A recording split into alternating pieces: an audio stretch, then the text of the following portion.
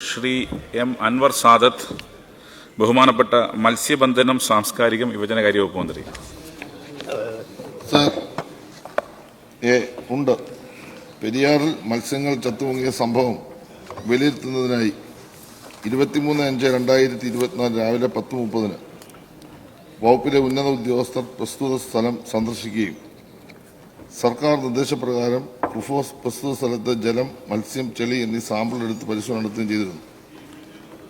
വകുപ്പിലെ ഉദ്യോഗസ്ഥർ പ്രസ്തുത സ്ഥലം സന്ദർശിച്ചതിന്റെ അടിസ്ഥാനത്തിലും കുഫോസ് ശേഖരിച്ച സാമ്പിളും പരിശോധിച്ചതിന്റെ അടിസ്ഥാനത്തിലും റിപ്പോർട്ട് സമർപ്പിച്ചിട്ടുണ്ട്.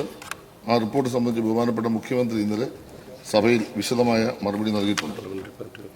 ബി, ഏലൂർ മുനിസിപ്പാലിറ്റിയിലെ 29ഓളം കമ്പനികളുമായി ബന്ധപ്പെട്ട് ഈ പ്രദേശത്ത് പ്രവർത്തിക്കുന്നുണ്ട്. ആ കമ്പനികളുമായി ബന്ധപ്പെട്ട് ഏതെങ്കിലും തരത്തിലുള്ള പ്രയാസങ്ങൾ ഉണ്ടായോ എന്നതിനെ സംബന്ധിച്ചുള്ള മറുപടി ഇന്നലെ ബഹുമാനപ്പെട്ട മുഖ്യമന്ത്രി സഭയിൽ വെച്ചിട്ടുണ്ട്. സി, പ്രാഥമിക കണക്കുകൾ പ്രകാരം മത്സ്യകൃഷിയിലെ നാശനഷ്ടങ്ങൾ വിലയിരുത്തുമ്പോൾ കൂട് മത്സ്യകൃഷിക്ക് 692.59 ലക്ഷം രൂപയും ഊർജ്ജല മത്സ്യകൃഷിക്ക് 9.47 ലക്ഷം രൂപയും എംബാങ്ക്മെന്റ് മത്സ്യകൃഷിക്ക് 1.6 ലക്ഷം രൂപയും ഉൾപ്പെടെ ആകെ 703.66 ലക്ഷം രൂപയുടെ നഷ്ടം കണക്കാക്കിയിട്ടുണ്ട്. കൂടാതെ പുഴയിലെ മത്സ്യസമ്പത്ത് പൂർണ്ണമായി നഷ്ടപ്പെട്ട സാഹചര്യത്തിൽ ആയത് പുനരുജ്ജീവിപ്പിക്കുന്നതിനുള്ള ഭാഗമായി പുഴയെ ആശ്രയിച്ച് ജീവിക്കുന്ന 2306 സജീവ മത്സ്യത്തൊഴിലാളി കുടുംബങ്ങൾക്ക് 3 മാസങ്ങളിലേക്ക് 1 മാസം 25 ദിവസങ്ങളിലേക്ക് 350 രൂപ നിരക്കിൽ 605.32 ലക്ഷം രൂപയും 518 അനുബന്ധ മത്സ്യത്തൊഴിലാളിക്കായി 1 മാസത്തേക്ക് 300 രൂപ നിരക്കിൽ 46.62 ലക്ഷം രൂപയും ഉൾപ്പെടെ ആകെ മത്സ്യത്തൊഴിലാളി സമൂഹത്തിന്റെ ഉപജീവന പിന്തുണയ്ക്കായി 651.9545 ലക്ഷം രൂപയാണ് കണക്കാക്കിയിട്ടുള്ളത്. ഇത്തരത്തിൽ മത്സ്യ കർഷകർക്കും മത്സ്യത്തൊഴിലാളിക്കും അനുബന്ധ മത്സ്യത്തൊഴിലാളിക്കുമായി ആകെ 1355 ലക്ഷം രൂപയുടെ നഷ്ടമാണ് കണക്കാക്കിയിട്ടുള്ളത്. ശ്രീ അൻവർ സാദത്ത്.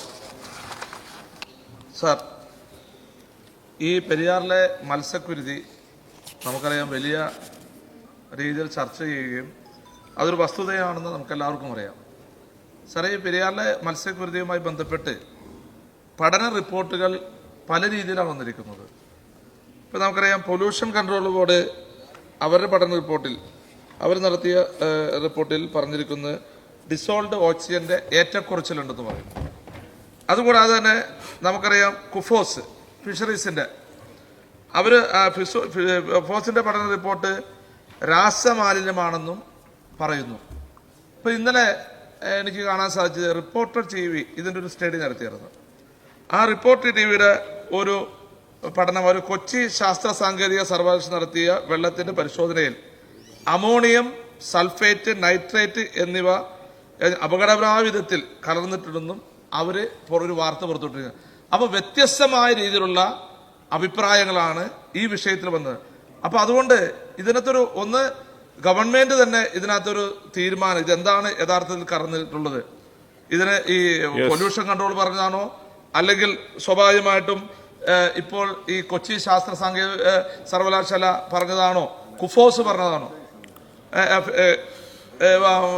പറഞ്ഞതാണോ എന്ന് നമ്മൾ വ്യക്തമാക്കി ജനങ്ങളെ ബോധ്യപ്പെടുത്താനും അതിനൊരു പരിഹാരം കണ്ടെത്താനും നമുക്ക് സാധിക്കണം. സാറേ, പെരിയാറിലെ രാസമാലിന്യം തടയാൻ ഇതുവരെ എന്തൊക്കെ നടപടിയെടുത്തു? അപ്പൊ അതുകൊണ്ട് ഈ അവ്യക്തത നമുക്ക് മാറണം. അതിന് കറക്റ്റായിട്ടുള്ള ഒരു മറുപടി സഭയിൽ പ്രതീക്ഷിക്കുന്നു.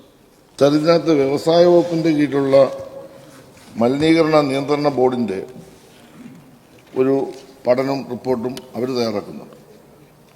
ഫിഷറീസ് വകുപ്പിന്റെയും കുഫോസിന്റെയും ഒരു പഠന റിപ്പോർട്ടും വന്നിട്ടുണ്ട്. ഇറിഗേഷൻ വകുപ്പിന്റെ ഒരു പരിശോധന നടക്കുന്നുണ്ട്.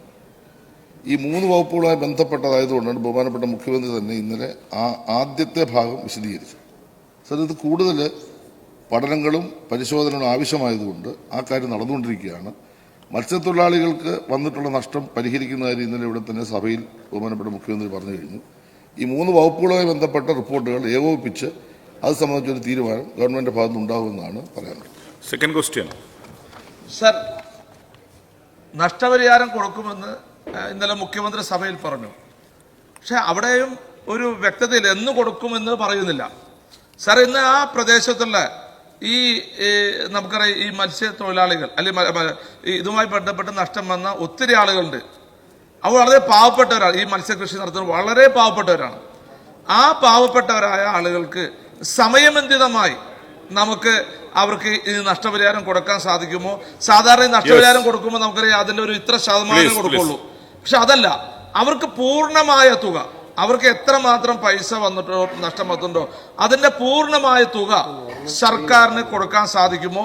അത് കൊടുത്താൽ മാത്രമാണ് ആ പാവപ്പെട്ടവരെ, കർഷകരെ നമുക്ക് രക്ഷിക്കാൻ സാധിക്കുള്ളൂ.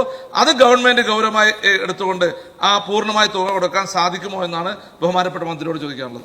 ബഹുമാനപ്പെട്ട അംഗം പറഞ്ഞത് വെച്ചുകൊണ്ടാണ് കൃത്യമായി ഫിഷറീസ് ഒരു കണക്കെടുത്തിട്ടുള്ളത്. മത്സ്യ കർഷകർ കൂട്ടുകൃഷി എംബാക്ക്മെന്റ് ബ്രീഡിംഗ് യൂണിറ്റിന്റെ ഭാഗമായി വരുന്നത് 7,03,66,250 രൂപ.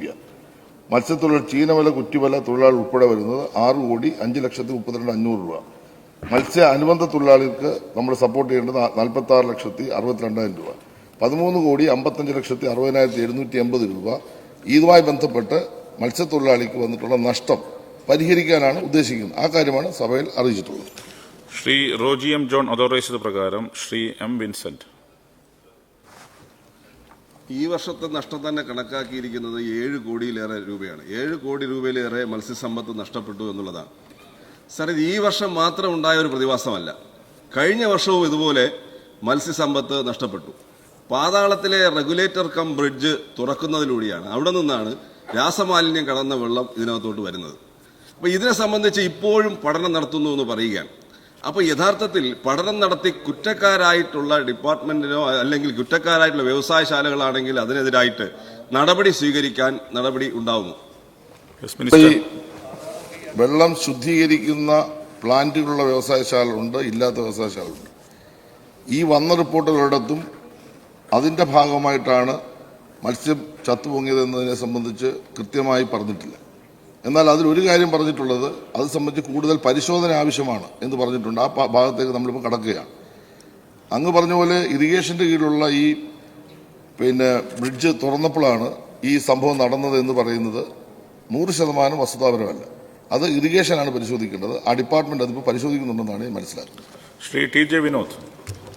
സർ, ഓരോ വർഷവും മത്സ്യക്കുരുതി കൂടി വരികയാണ്. 1998 മുതൽ ഇന്ന് വരെ ഏകദേശം 280 മത്സ്യക്കുരുതികൾ ഉണ്ടെന്നാണ് മത്സ്യത്തൊഴിലാളികൾ പറയുന്നത്. ഈ വർഷം തന്നെ ഏകദേശം 9 മത്സ്യക്കുരുതികൾ നടന്നിട്ടുണ്ട് എന്നുള്ള ആക്ഷേപമാണ് അവർ ഉന്നയിക്കുന്നത്. സർ, ഇത് തടയാൻ പാതാളം റെഗുലേറ്ററിന്റെ പ്രവർത്തനം മൂലം ഭാവിയിൽ സമാന ദുരന്തം ആവർത്തിക്കാതിരിക്കാൻ സർക്കാർ എന്തെല്ലാം നടപടികളാണ് സ്വീകരിക്കാൻ ഉദ്ദേശിക്കുന്നത്? കൂടാതെ നദീതടങ്ങളിൽ അടിഞ്ഞുകൂടിയിരിക്കുന്ന രാസമാലിന്യം റീസൈക്കിൾ ചെയ്ത് പുഴ വൃത്തിയാക്കി മത്സ്യങ്ങളുടെ ആവാസ വ്യവസ്ഥയെ സുഗമമാക്കുന്നതിനും അതിലൂടെ മത്സ്യത്തൊഴിലാളികളുടെ ഉപജീവനം സുഗമമാക്കാനുള്ള നടപടി സ്വീകരിക്കാൻ സർക്കാർ തയ്യാറാകുമോ എന്നുള്ളതാണ് എന്റെ ചോദ്യം. ഈ പാതാളം റെഗുലേറ്റർ തുറന്നു വിട്ട സന്ദർഭത്തിൽ ഓക്സിജന്റെ കുറവ് സംഭവിച്ചിട്ടുണ്ട് എന്നും അതുപോലെ തന്നെ ഒഴുക്കി വിട്ടതിനകത്ത് രാസമാലിന്യം കടന്ന് അപകടം സംഭവിച്ചിട്ടുണ്ട് എന്നുള്ള സൂചനകൾ വരുന്നുണ്ട്. പക്ഷെ അത് വ്യക്തമായി നമുക്ക് പഠനത്തിലൂടെ മാത്രമേ ഇപ്പോൾ മനസ്സിലാക്കാൻ കഴിയത്തുള്ളൂ. ഈ നിലവിൽ തന്ന റിപ്പോർട്ടുകളുടെ അടിസ്ഥാനത്തിൽ രാസമാലിന്യങ്ങളുടെ ഒരു കുഴപ്പം കൊണ്ടാണ് മത്സ്യം ചത്തുപൊങ്ങിയത് എന്നത് പൂർണ്ണാർത്ഥത്തിൽ നമുക്ക് അംഗീകരിക്കാൻ കഴിയില്ല. എന്നാൽ വിശദമായി പരിശോധിച്ച് ആത്യന്തികമായി തുടർന്ന് ഒരിക്കലും ഇത് സംഭവിക്കാതിരിക്കാനുള്ള യോജിച്ച ഒരു പരിശ്രമം വ്യവസായ വകുപ്പും ഫിഷറീസ് വകുപ്പും ഇറിഗേഷൻ വകുപ്പും യോജിച്ച ഒരു നിലപാട് ഇക്കാര്യത്തിൽ ഞങ്ങൾ സ്വീകരിക്കും. നഷ്ടങ്ങൾ പരിഹരിക്കുന്നതോടൊപ്പം സ്ഥായിയായി ഇനി ഇത്തരത്തിലുള്ള കുരുതി ഉണ്ടാകാതിരിക്കാനുള്ള നിലപാട് ഗവൺമെന്റ് സ്വീകരിക്കും. ശ്രീമതി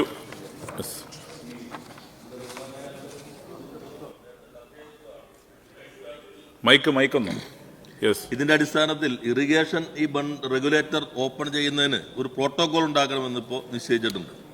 അതോടൊപ്പം തന്നെ ഇറിഗേഷൻ, പൊല്യൂഷൻ കൺട്രോൾ ബോർഡ്, അവിടുത്തെ തദ്ദേശ സ്വയംഭരണ സ്ഥാപനങ്ങൾ, ഫിഷറീസ് ഇവ തമ്മിലുള്ള ഒരു ഏകോപന സംവിധാനം ഈ റെഗുലേറ്റർ ഉയർത്തുന്ന സംബന്ധിച്ച് ഉണ്ടാക്കണം എന്നും കണ്ടിട്ടുണ്ട്.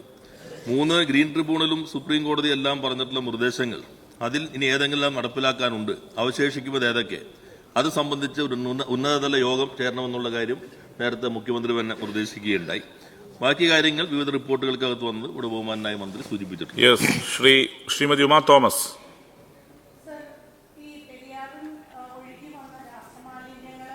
രാസമാലിന്യമില്ല, ഓക്സിജനാണ് കൂടുതലെന്ന PCBയുടെ റിപ്പോർട്ട് കിട്ടിയതായിട്ട് അറിഞ്ഞു. പക്ഷേ മറ്റ് സ്ഥലങ്ങളിൽ PCB ആണ് ഇതിന് ഉത്തരവാദികൾ എന്നുള്ളത് കൊണ്ട് അവർ മാത്രം ഇത് പരിശോധിച്ചാൽ മതിയോ, മറ്റേതെങ്കിലും വകുപ്പുകൾ കൂടി ഇതിൽ ഇടപെട്ട് പരിശോധിക്കേണ്ടതില്ലേ? നമ്മൾ റിപ്പോർട്ടർ ചാനൽ പോലെയുള്ള ചാനലുകളെല്ലാം പരിശോധിച്ചപ്പോൾ ഇതിൽ അമോണിയയും സൾഫറും നൈട്രേറ്റും എല്ലാം കൂടുതലായിട്ട് കാണുന്നുണ്ട് എന്ന് ഒരു പഠന റിപ്പോർട്ട് കിട്ടിയിട്ടുണ്ട്. അപ്പോൾ കുസാറ്റിലും ഒക്കെ പരിശോധിച്ചപ്പോൾ ഇതുപോലെയാണ്. അതുപോലെ ഇത് ഒഴുക്കി വിടുന്ന രാസമാലിന്യങ്ങൾ എല്ലാവർക്കും അത് അനുവദനീയമല്ല. പക്ഷേ അതിനേക്കാൾ കൂടുതൽ മറ്റ് ഫാക്ടറികളിൽ നിന്നും ഈ മാലിന്യം ഒഴുക്കുന്നുണ്ട്. അത് പരിശോധിക്കുമോ?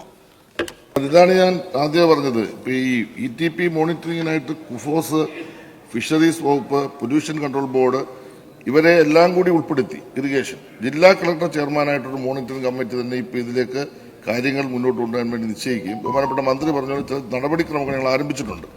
പക്ഷേ ഇവിടെ ബഹുമാനപ്പെട്ട അംഗം പറഞ്ഞതുപോലെ ഇത് എങ്ങനെ സംഭവിച്ചു എന്നതിനെ സംബന്ധിച്ചുള്ള വിശദമായ ഒരു പഠനവും പരിശോധനയും വന്നെങ്കിൽ മാത്രമേ നമുക്ക് യഥാർത്ഥ കുറ്റക്കാരെ കണ്ടെത്താൻ കഴിയും. അത് കണ്ടെത്തുകയും ശാശ്വതമായി ഈ പ്രശ്നം പരിഹരിക്കാനുള്ള നടപടികൾ ഗവൺമെന്റ് സ്വീകരിക്കുകയും ചെയ്യും. Shri Mathew T Thomas.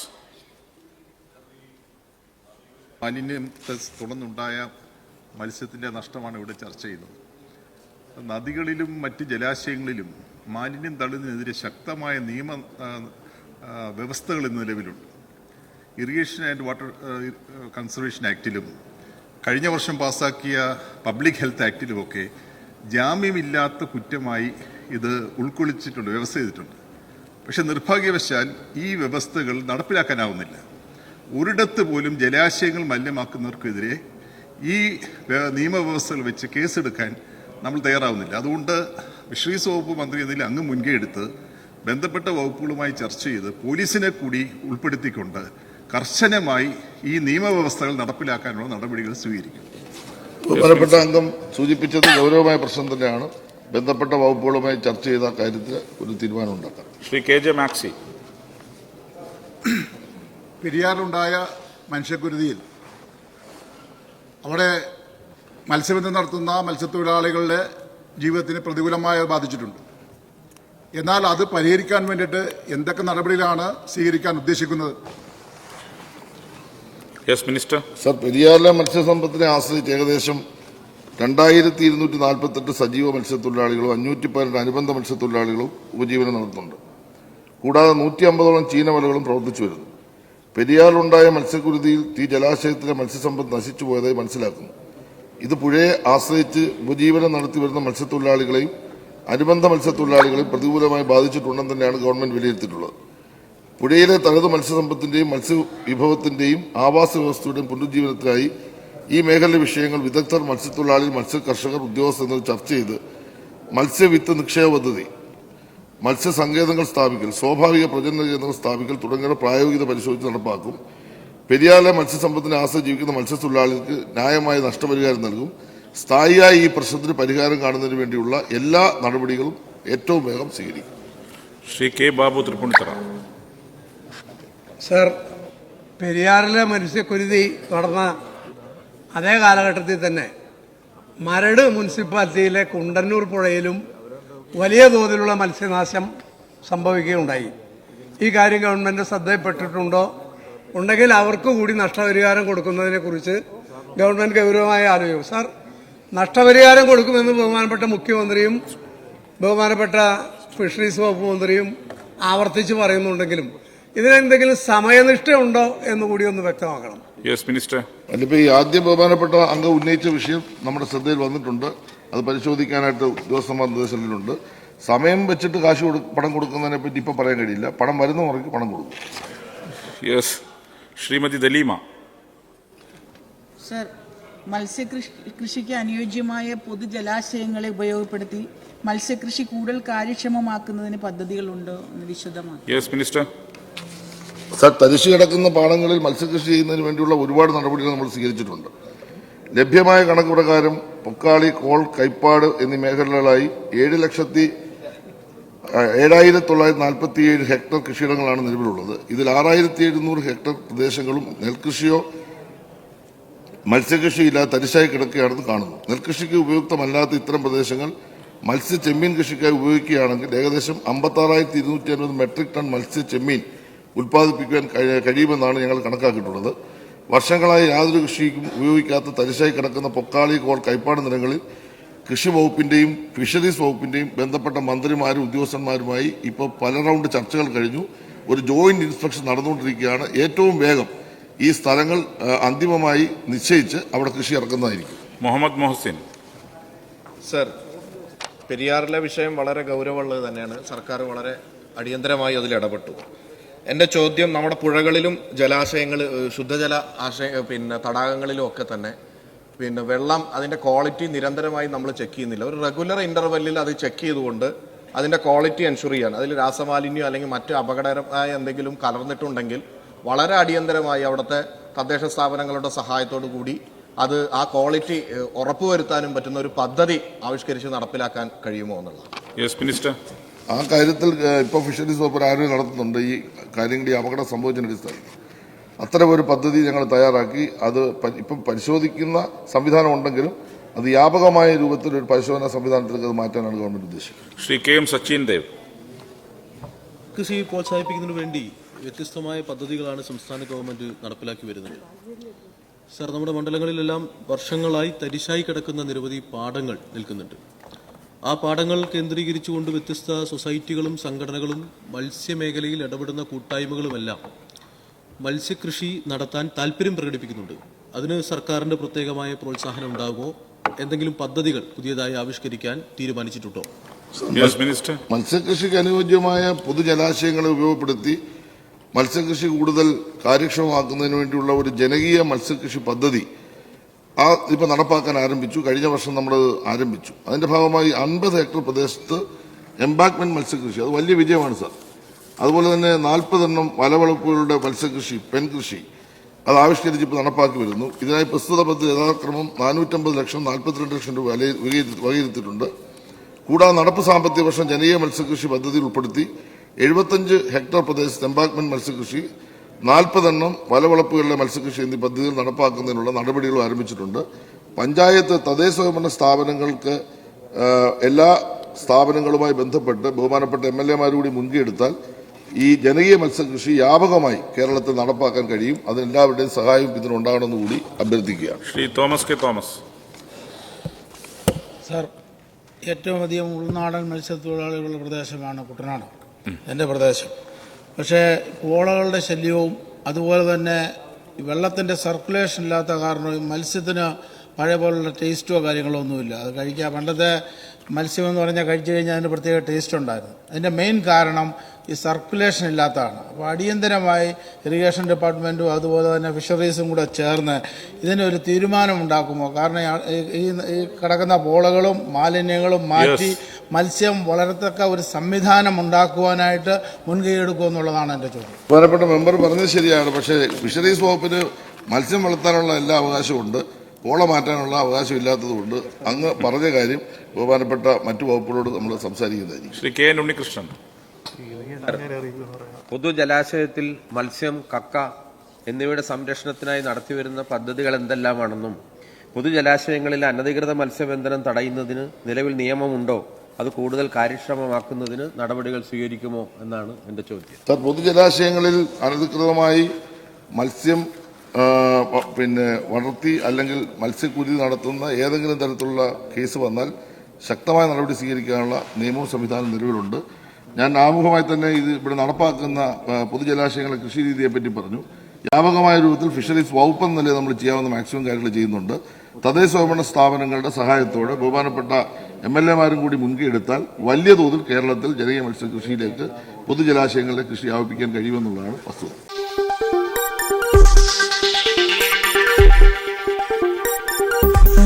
ഈ വാർത്തകൾ നിങ്ങൾക്കായി അവതരിപ്പിച്ചത്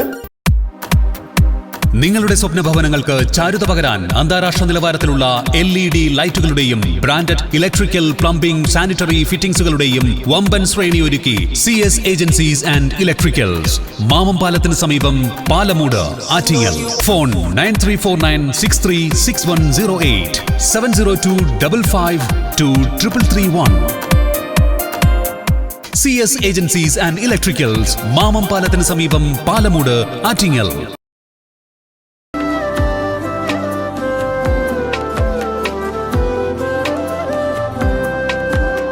Arabian Fashion Jewelry, Alangode, Pothencode, Attingal.